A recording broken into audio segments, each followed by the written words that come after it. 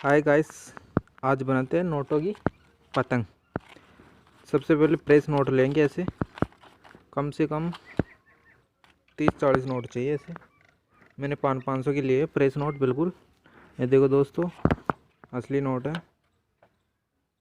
असली नोट है। देख लो गौर से, कोई सा भी नोट उठा के देख लो, असली नोट लिया है। आप चाहे तो 2-2000 की नोट भी ले सकते हो इसकी जगह। बिल्कुल प्रेस नोट लेना है।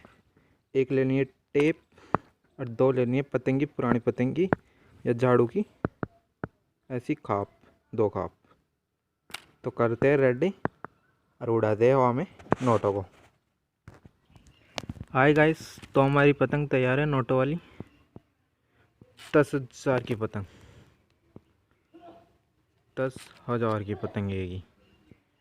तो पतंग तैयार है दोस्तों, उड़ेगी नहीं उड़ेगी तो चलो ट्राई करते हैं।